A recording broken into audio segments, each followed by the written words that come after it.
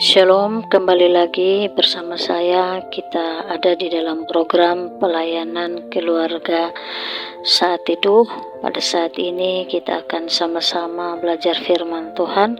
Namun sebelum itu saya mengajak kita untuk kita satu hati di dalam doa. Kita berdoa. Bapa dalam kerajaan sorga, kami mengucap syukur untuk kasih dan kebaikan Tuhan, sehingga sampai dengan detik ini kami masih hidup dan kami boleh menikmati kekayaan berkat Tuhan di dalam perjalanan kehidupan kami. Tiba saatnya Tuhan, kami akan belajar firman Tuhan. Mari Tuhan Engkau memimpin kami, menolong kami sehingga kami mengerti kehendak Tuhan, dan lebih dari itu Roh Kudus memimpin kehidupan kami untuk melakukan kehendak-Mu. Di dalam nama Tuhan kami Yesus Kristus kami berdoa. Amin. Bagian firman Tuhan yang akan kita baca dan renungkan bersama terambil dari Kisah Para Rasul pasalnya yang ke-28 ayat pertama sampai dengan ayat yang ke-10. Paulus di Malta. Setelah kami tiba dengan selamat di pantai, barulah kami tahu bahwa daratan itu adalah Pulau Malta. Penduduk pulau itu sangat ramah terhadap kami. Mereka menyalakan api besar dan mengajak kami semua ke situ karena telah mulai hujan dan hawanya dingin.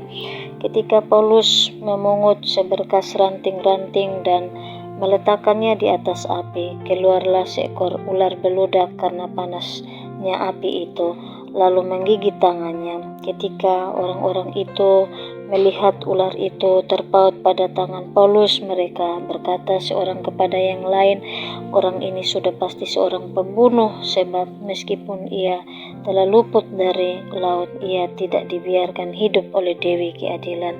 Tetapi Paulus mengibaskan ular itu ke dalam api dan ia sama sekali tidak menderita sesuatu. Namun mereka menyangka bahwa ia akan bengkak atau akan mati rebah seketika itu juga. Tetapi sesudah lama menanti-nanti mereka melihat bahwa tidak ada apa-apa yang terjadi padanya. Maka sebaliknya mereka berpendapat bahwa ia seorang dewa. Tidak jauh dari tempat itu ada tanah milik gubernur pulau itu. Gubernur itu namanya Publius. Ia menyambut kami dan menjamu kami dengan ramahnya selama 3 hari. Ketika itu ayah Publius terbaring karena sakit demam dan disentri. Paulus masuk ke kamarnya, ia berdoa serta menumpangkan tangan ke atasnya dan menyembuhkan dia. Sesudah peristiwa itu datanglah juga orang-orang sakit lain dari pulau itu dan mereka pun disembuhkan juga. Mereka sangat menghormati kami dan ketika kami bertolak, mereka menyediakan segala sesuatu yang kami perlukan. Demikian firman Tuhan.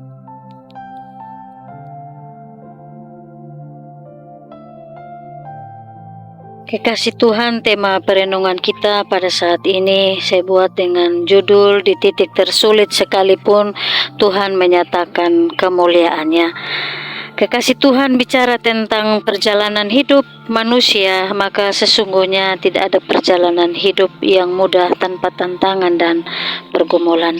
Semua manusia alami tantangan dan pergumulan dalam kehidupannya. Begitu juga halnya dengan Rasul Paulus ketika dia menjalani kehidupan pemberian Tuhan dan juga ketika dia menjalankan pelayanannya. Rasul Paulus menghadapi situasi yang sulit, yang tidak mudah, karena ada begitu banyak orang yang membenci dia, ada begitu banyak orang yang memfitnah dia, bahkan berusaha untuk menghalangi karya pelayanan Rasul Paulus. Mereka tidak menghendaki Rasul Paulus menjadi seorang hamba Tuhan. Kesulitan demi kesulitan Rasul Paulus alami. Tapi yang luar biasa adalah Rasul Paulus tidak putus asa dan tidak meninggalkan pelayanannya. Justru sebaliknya, di situasi yang sulit, di situasi kehidupan dan pelayanan yang tidak mudah, Rasul Paulus semakin mantap mau melayani Tuhan dan rela mengalami semua kepahitan demi satu tujuan mulia, yakni menyaksikan pekerjaan Allah dan membangun harapan dan membangun iman di tengah kesulitan. Allah menyertai Rasul Paulus dan bahkan di titik-titik tersulit terpahit kehidupannya, Allah menyatakan kemuliaannya. Kekasih Tuhan, bacaan firman Tuhan pada saat ini memberikan catatan-catatan penting bagi kita yang kita bisa pelajari bersama dan kita pakai itu sebagai pesan firman Tuhan dalam kehidupan beriman kita, yaitu ketika teks ini ditulis, sesungguhnya Rasul Paulus sementara ada di tengah-tengah perjalanan menuju kota Roma. Saat itu Rasul Paulus sendiri adalah seorang narapidana atau orang yang sementara menjalani hukuman karena tindak pidana. Dalam hal ini Rasul Paulus menjadi seorang yang difitnah oleh orang-orang Yahudi, oleh ahli-ahli Taurat, orang-orang Farisi. Dia difitnah telah menyebarkan atau mengajarkan ajaran yang bertentangan dengan nilai-nilai agama Yahudi. Karena itu mereka menjerumuskan Rasul Paulus ke dalam penjara, dan Rasul Paulus menjadi seorang tahanan, dan sebagai seorang tahanan dia mesti ada di dalam pengadilan, dan pengadilan itu ada di kota Roma. Dia mesti menghadap raja dan juga petinggi-petinggi yang ada di pengadilan untuk pada akhirnya perkaranya diputuskan. Kekasih Tuhan, tantangan demi tantangan dialami oleh Rasul Paulus ketika dia mengadakan perjalanan ke kota Roma. Dia mesti singgah dari satu pelabuhan ke pelabuhan yang lainnya, dan di tengah-tengah perjalanannya ketika dia menggunakan kapal, ada angin badai yang kencang yang sering dia alami, dan bahkan ketika mereka ada di situasi yang begitu sulit di mana kapal hampir tenggelam, Tuhan menyatakan kemuliaannya dengan mengutus malaikatnya menyampaikan bahwa sekalipun mereka menghadapi badai, Rasul Paulus dan semua orang yang ada di dalam kapal akan diselamatkan oleh Tuhan. Dan janji Tuhan yang disampaikan oleh Tuhan melalui malaikatnya digenapi oleh Allah sendiri. Rasul Paulus diselamatkan dari badai yang bisa mendatangkan maut baginya pada saat itu. Lalu kemudian Bapak Ibu jemaat Tuhan yang terkasih, keluarga saat teduh pada bagian berikut itu, ketika mereka selamat dari badai, ada juga hal-hal sulit yang mereka alami, yaitu mereka selama 14 hari tidak makan. Itu karena mereka dirundung oleh badai dan ketakutan, dan mereka hanya sibuk mengurus untuk menyelamatkan diri mereka. Lalu kemudian ada saat di mana Tuhan tenangkan badai dan mereka diberi kesempatan untuk makan, dan saat itulah Rasul Paulus melakukan tindakan heroik kepahlawanan untuk menyelamatkan kehidupan dengan menyuruh orang-orang yang ada di dalam kapal makan sampai kenyang supaya mereka tetap hidup dan terhindar dari bahaya yang tidak mereka inginkan. Kemudian kekasih Tuhan, kembali lagi ketika mereka sudah kenyang, ketika mereka boleh merasakan kelegaan karena telah menikmati makanan dan minuman, mereka kembali diperhadapkan dengan tantangan berikut, yaitu mereka terdampar. Kapal mereka terdampar, dan lalu kemudian mereka berjuang untuk menyelamatkan diri mereka. Masing-masing mereka meloncat ke dalam air dan menyelamatkan diri mereka untuk sampai ke daratan yang sudah terlihat ketika mereka ada di dalam kapal. Dan ternyata ketika mereka tiba di pulau itu bernama Pulau Malta. Dan yang luar biasanya ketika mereka sampai di Pulau Malta, mereka disambut baik oleh orang-orang atau penduduk daerah tersebut, dan mereka boleh duduk bersama orang-orang di situ, boleh menyambut mereka dengan membuat api unggun, dan mereka boleh bercerita, menghangatkan badan yang dingin oleh karena mereka mandi air laut, dan juga oleh karena hujan yang turun dan cuaca atau iklim yang mulai berubah saat itu menjadi dingin. Dan yang menarik, ketika Rasul Paulus duduk berkumpul dan mengambil sampah yang ada di sekitarnya, dia terpagut ular. Dan ketika dia terpagut ular atau tergigit ular yang beracun ini, Tuhan bekerja menolong hambanya, menyelamatkan hambanya. Rasul Paulus tidak mati seketika atau badannya bengkak, melainkan Tuhan menyatakan kemuliaannya dengan menyelamatkan hambanya. Sehingga orang-orang yang pada awalnya menilai Rasul Paulus dia seorang pembunuh, seorang yang jahat, pada akhirnya mereka merubah paradigma berpikir mereka bahwa Rasul Paulus adalah seorang dewa.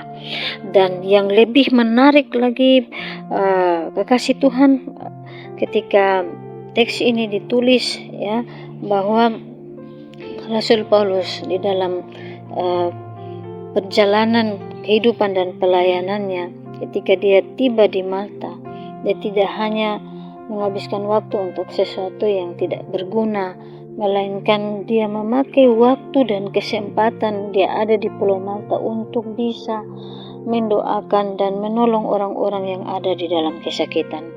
Dikatakan bahwa dia berkesempatan dan diutus oleh Tuhan untuk ada di keluarga gubernur yang ada di tempat itu, dan dia mendoakan ayah dari gubernur Malta yang saat itu sementara sakit, dan kuasa Tuhan dinyatakan, kemuliaan Tuhan dinyatakan di tengah-tengah kehidupan dan pelayanan Rasul Paulus. Orang yang sakit didoakan oleh Rasul Paulus menjadi sembuh, dan melalui peristiwa sembuhnya ayah dari gubernur ini, itu pada akhirnya menyebar ke seluruh kota, dan orang-orang yang sakit yang ada di pulau itu berbondong-bondong datang kepada Paulus, minta untuk Paulus mendoakan mereka dan menyembuhkan mereka dengan kuasa dari Allah yang disembah oleh Rasul Paulus sendiri. Dan Tuhan menyatakan kemuliaannya bagi semua orang yang ada di tempat itu.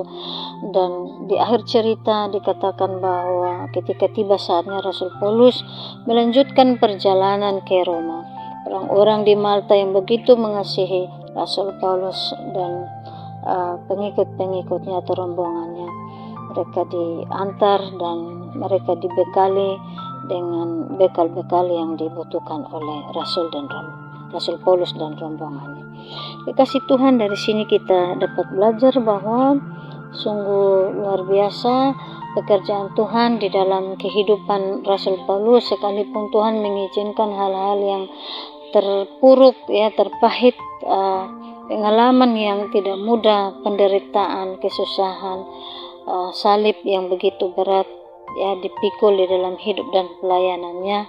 Tetapi yang luar biasanya, sekalipun salib itu Tuhan izinkan terjadi dalam kehidupan Rasul Paulus, tetapi Tuhan menyatakan kemuliaannya dengan berkali-kali Tuhan menyelamatkan Rasul Paulus dari maut kematian. Ketika dia ada di laut, menghadapi badai, menghadapi kapal yang kandas, dan menghadapi gigitan ular, Tuhan menyelamatkan Rasul Paulus berkali-kali dari bahaya, dari maut kematian. Tuhan menyatakan kemuliaannya, menyatakan kasih dan kebaikannya yang sempurna dalam kehidupan Paulus di titik-titik tersulit dan terpahit kehidupannya. Karena itu pesan firman Tuhan pada saat ini bagi kita adalah kita harus akui bahwa hidup kita tidak jauh berbeda dari kehidupan Rasul Paulus. Ada saat di mana kehidupan yang kita jalani begitu manis, dan juga ada saat di mana kehidupan yang kita jalani itu begitu pahit. Suka dan duka bergantian, sehat dan sakit, untung malang, dan begitu juga di mana ada kehidupan, di situ juga kita melihat ada kematian dan ratap tangis. Tetapi di balik seluruh proses hidup yang kita alami, Tuhan ingatkan kita bahwa Tuhan bekerja di semua titik atau proses kehidupan yang kita alami atau kita jalani, terkhususnya di masa-masa sulit, masa-masa yang tidak mudah, masa-masa di mana kita ingin menyerah, Tuhan bilang jangan menyerah, jangan putus asa, tetap bertahan, tetap beriman, tetap percaya dan mengandalkan Tuhan, tetap yakin untuk melayani Tuhan, karena sesungguhnya penyediaan Tuhan atas segala sesuatu yang kita butuhkan itu ada dan sempurna. Tuhan akan memberikan kepada kita ketabahan iman dan keyakinan yang kuat untuk terus melangkah maju optimis, hidup bersama dengan Tuhan, melayani bersama dengan Tuhan, hadapi segala tantangan bersama dengan Tuhan, karena ketika kita setia untuk mengandalkan Tuhan dan melakukan apa yang Tuhan kehendaki, sesungguhnya penyediaan Tuhan, pertolongan dan berkat-Nya itu akan sempurna dinyatakan dalam kehidupan kita. Dan bahkan firman Tuhan berkata bahwa pemakaian Tuhan atas kehidupan hamba-hamba Tuhan yang setia pikul salib, tetap percaya, tetap berdoa, tetap mengandalkan Tuhan, tetap melakukan apa yang Tuhan kehendaki, pemakaian Tuhan akan makin sempurna dalam kehidupan setiap kita. Yang mau tetap setia di titik-titik terpuruk, di titik-titik terpahit kehidupan kita, yang tetap mau menyenangkan hati Bapa di sorga, sekalipun salib berat kita pikul, Tuhan janji Tuhan akan berkati dan pakai kita secara luar biasa. Tuhan Yesus memberkati kita dengan firman-Nya. Amin.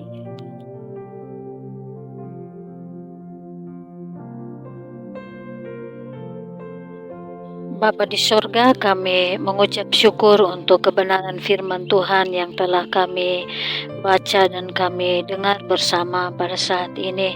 Biarlah Tuhan terus mengubahkan dan menyempurnakan kehidupan kami, sehingga kami semakin serupa dan sempurna, kudus dan berkenan di hadapan Tuhan. Biarlah kami terus membangun iman, pengharapan, dan bahkan kasih kami kepada Kristus, baik itu di tengah-tengah kehidupan yang penuh dengan kebahagiaan maupun di titik-titik tersulit dan terpahit kehidupan kami.